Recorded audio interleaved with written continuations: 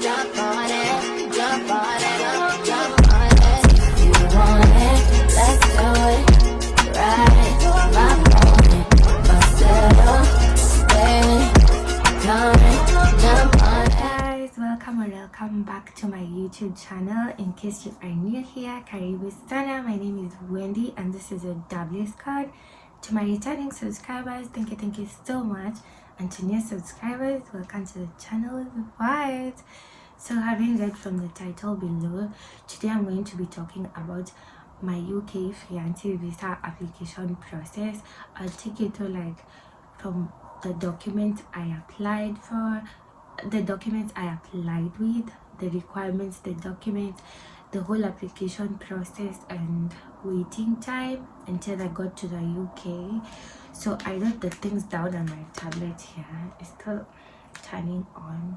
So yeah, I'm waiting for it to turn on because I wrote down the notes. Then we can begin.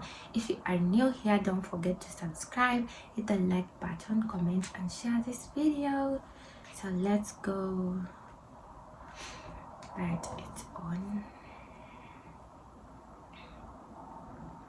Note. So the first thing you need for your fiancé visa is your passport and your spouse's spouse. That time is her fiancé, sorry. So the first thing you need is your passport and your partner's passport. Okay, so you're going to need a copy of his passport and you are going to have to submit your passport physically to the,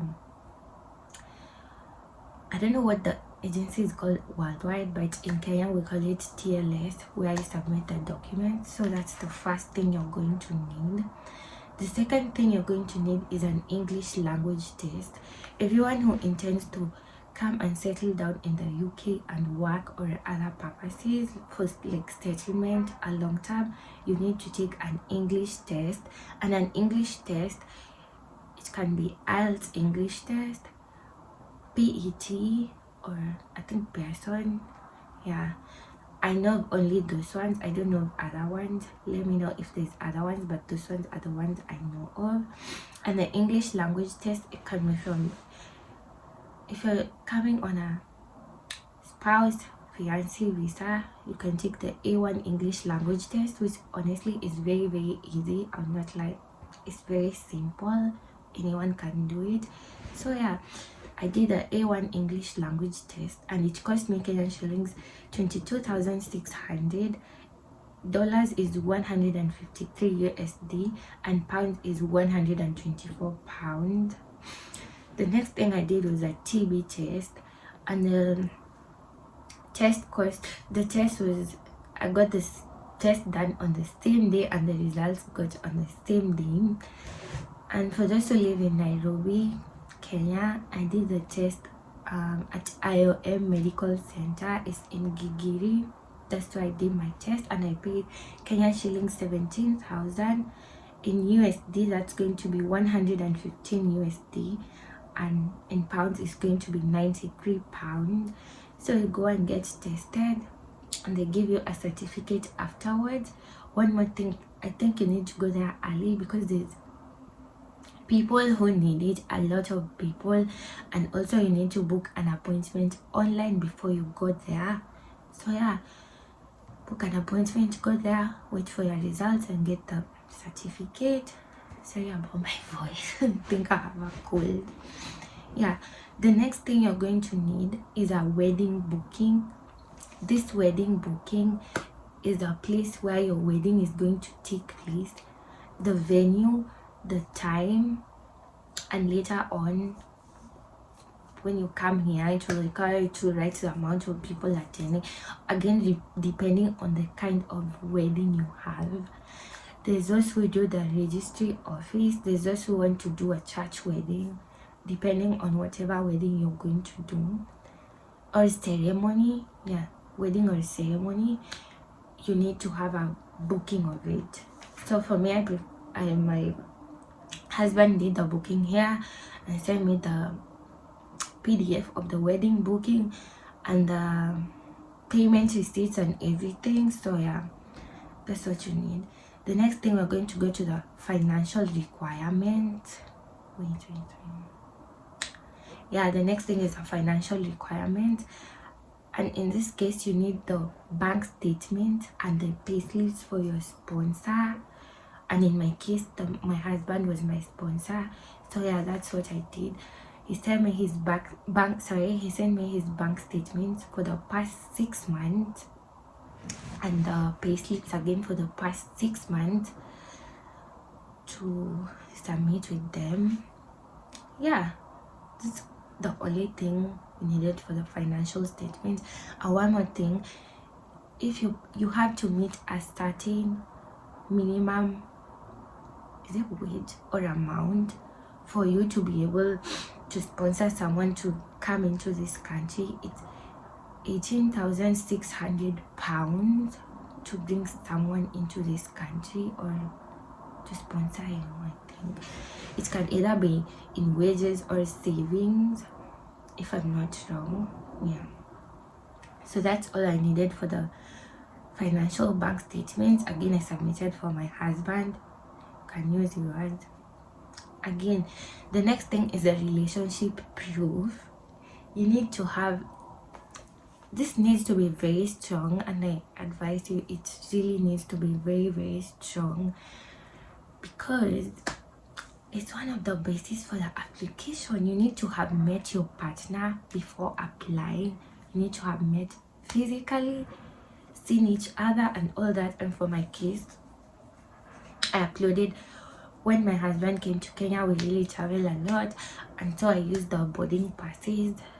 The boarding passes we used for traveling, the hotel booking, the accommodation booking. You need to upload the receipt, pictures of you together, WhatsApp. For me, I was using WhatsApp to call, so we used to video call each other every day. So I uploaded the video calls, the messages, the chat, or whatever, like why you normally chat. You need to have those, and you don't need to like print messages for like 1,000 pages. Just like a few months. I don't know how to explain this, but I put mine in, I used Canva to put them in a small PDF form, just a screenshot of the chats we had and the calls, and what else, yeah, travel itinerary and stuff. And also, one important thing, if you have letters or support from family or friends, you can upload it also. I did the same thing. So yeah, so mainly relationship proof is the pictures, travel itinerary, boarding passes. Yeah, that's all you basically need, the WhatsApp messages and calls and texts and everything. So yeah, the next thing you're going to need is proof of accommodation, where you're going to be staying when you get to the United Kingdom. And for me, I uploaded my husband's tenancy agreement. So yeah, I uploaded his tenancy agreement and his council tax bill. You need to have that. I don't think that's so difficult for someone in the UK to send them to you. They can easily access it. I think it will be a bit difficult for people who live in Africa or maybe Kenya, because some of us don't have the tenancy agreement. So I don't know what we would have done if it could have been the other way around. But yeah, proof of accommodation, that's all you need, the tenancy agreement and the council tax bill. The next thing I used to support my application is when they ask me, have you ever traveled to another country? If yes, put immigration details. So earlier, before coming here, I had traveled to other countries, so that I think that also boosted my application, because yeah, I had traveled a lot too. So yeah, I put my immigration details, the pictures of the passport and everything I put there. The next thing, you're going to need your partner's proof of employment. This can be their contract letter, their confirmation letter, any letter that says they are employed in a certain place and they earn this and this certain amount of money and things like that. You need to have that. The next thing is a sponsor's letter or support. Again, this you don't you don't need it from yourself. You get it from the UKVI online website. You download the sponsor application form and send it to your partner, and they can fill it out for you, sign it, send it back for you, and you can upload it. Let me see. The next thing you need, your sponsor's letter of support. In that case, I use my husband's again. He wrote me a letter of support to say like he was sponsoring my whole application and other things, you know, just him saying that he's sponsoring you and he's in the relationship and things like that. I don't know, you can write what you want to write. The next thing, I think this is very important. It is not mandatory, but it's very important. Writing your own personal cover letter. Here you get the chance to explain things that you cannot explain in the application form. For instance, about me, there's a very big problem with my address, because the passport address was different from the one I was living in and the one in the TB certificate, and I thought like this was a very big discrepancy, and you did not want to leave any chance for any mistakes, because any small mistakes you will not get the visa. So yeah, so there was an address discrepancy, and I wrote it down in the letter explaining why it was there and everything. And also in the cover letter, just what I wrote the about my relationship, how I met my husband, where and when, the number of times we've met, and things like that, what he does for work, the reason. And yeah, you don't need to write the reason you're relocating here, because I feel like it's quite obvious with the visa. But yeah, so yeah, make sure if you have something to explain that's not part of the visa application process, you write it in the cover letter. Then after that, gathering all those documents. Let me just confirm I told you all the documents. Yeah, this is basically all the documents you need to apply. So we'll go from the top again. You need your passport and a copy of your partner's passport, an English language test. I'm going to write them down on the screen below so you can refer to them later. An English language test, a TV test, wedding booking date with the venue and time, financial requirement. Here you need the bank statement, pay slips, and they have to be for the past 6 months. They will tell you that on the website unless it has changed. That is what I know. And again, that is for your partner if they are the ones sponsoring you to come to the UK. The next thing is the relationship proof. And remember, if you have traveled together, if you have any travel itineraries together, you need to upload them. The boarding passes, the travel itineraries, accommodation bookings, pictures together. That's really important. The pictures, the conversations, you need to upload those. And please, I'm sure your family supports your relationship and friends, so you can ask them to write you a letter. It will really go a long way in the application process. The next thing is the proof of accommodation, and here we said you use the tenancy agreement and the council tax bill of your sponsor, your partner's proof of employment, the employment letter, contract letter, completed sponsor form, support letter from your partner, and your own cover letter.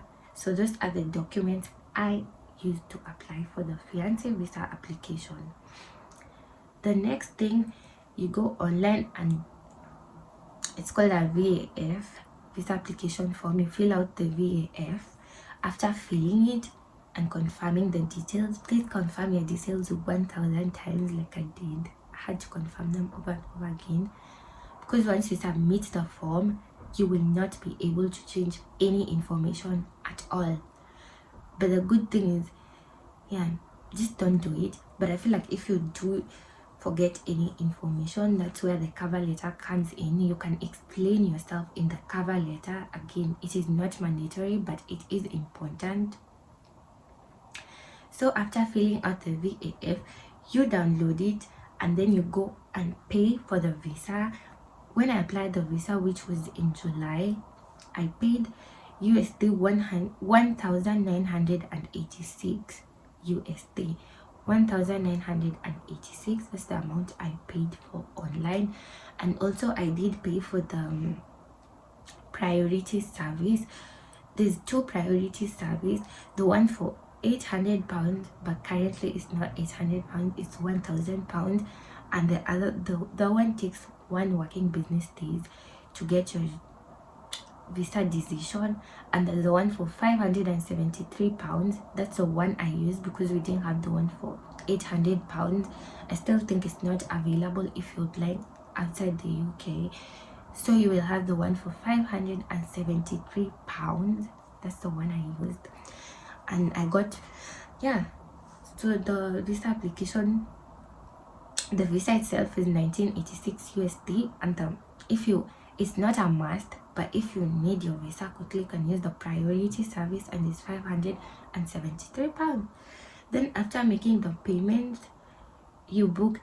One more thing, many people ask me this: do you have to make the payment by yourself, or how does it work?